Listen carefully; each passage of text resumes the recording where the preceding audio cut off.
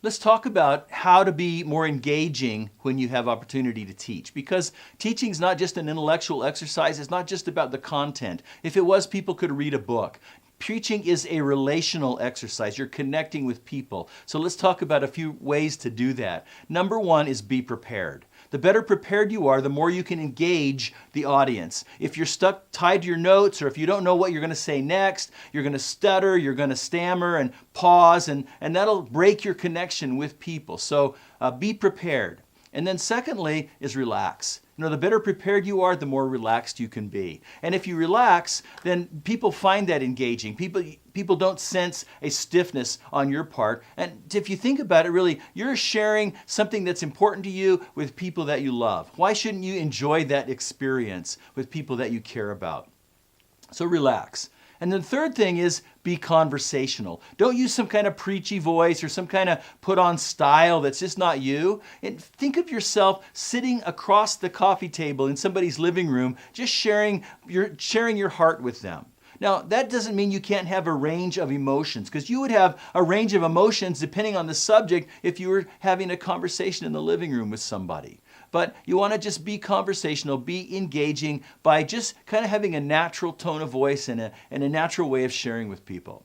And then number 4, I think, is really, really important, and that is smile. Smile, smile, smile. If you've noticed, what happens in ordinary conversation, or you enter a room and you see somebody that you know and they smile at you across the room, how engaging is that and how connecting that feels? And so I want to encourage you to always be smiling as you deliver your message. And some of you might have to practice at this because it doesn't come naturally. And what I had to do in the first few years of teaching is I had to write it down on every page of my notes in big bold letters, smile, smile, to remember, because I could get kind of intense and kind of focused. And I think that would be off-putting to people.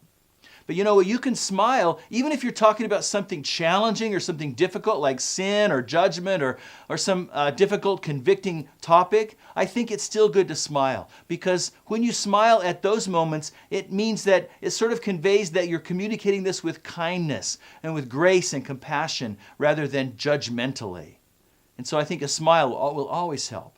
Now, then the 5th thing is to be engaging is make eye contact. People always like it when you look them in the face, you talk directly to them, make eye contact with them. So you're not looking out the window, you're not looking at the sound booth, you're not looking over people's heads, you're making eye contact. And when you address certain groups, if in your message you're talking to men, make eye contact with a few men. If you're talking to teenagers, connect with face-to-face with some of those teenagers. Now, this is not always easy. I know that this doesn't come naturally to everybody, but here's a simple tip.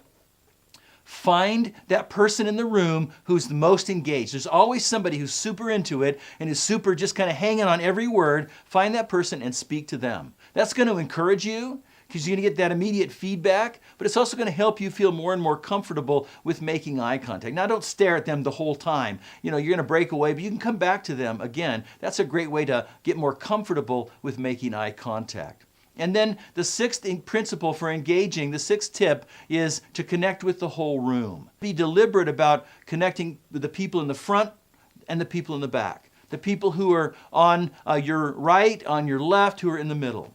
And so what I do is I'll just sometimes step toward those people for a few minutes. I step out from behind the pulpit maybe and step toward the right side or step toward the left and just talk and engage with them for a few minutes as if they're the only ones in the room. And then I'll kind of pull back and then move to a different section for a little while, making eye contact with those people there, pointing my attention there. Now, you don't want to overdo it so you become like a windshield wiper, over here, over there, over here, so you're not moving all the time. But you could connect with the people in the front for a few moments and then the people in the back.